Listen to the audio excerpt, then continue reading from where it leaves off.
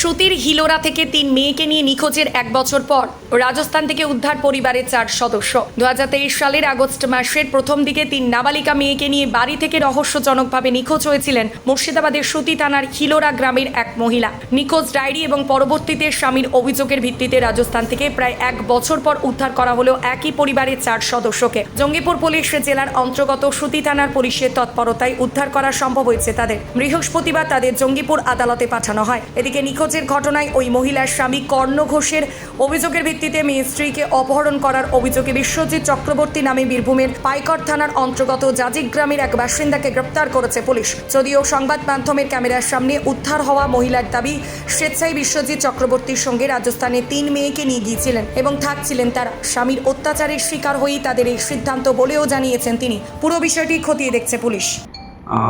1 জানুয়ারিতে একটা আমাদের থানায় অভিযোগ হয়, কিডন্যাপিংয়ের একটা অভিযোগ হয়। সেখানে মা এবং তার 3 জন বাচ্চা কিডন্যাপ হয়ে যায়, এইগুলো অভিযোগ ছিল। তো অনেকদিন ধরে ট্র্যাক করে খোঁজ করে রাজস্থান থেকে সবাইকে উদ্ধার করা হয়েছে। আজকে ফিরে এসছে, আর ওই যে অ্যাকিউজ তাকে অ্যারেস্ট করা হয়েছে। প্রচুর টর্চার, প্রচুর অশান্তি করেছে আমার প্রতি। শারীরিক টর্চার হয়েছে, মানসিক টর্চার হয়েছে আমার প্রতি, আমার মেয়ের প্রতি। আর ওই জন্য আমি আমার বংশ, শ্বশুরবাড়ির বংশকে সবকে জানানো হয়েছিল। কেউ কোনো কিছু করেনি, বলেছে ওরা উল্টে বলেছে ওকে কিছু বলতে গেলেও মারা যাবে।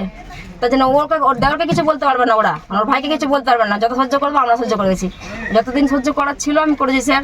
আর সহ্য করার শক্তি আমার মধ্যে নয়। হ্যাঁ, চেষ্টা নিয়ে গেছি আমি আমার মেয়েদেরকে।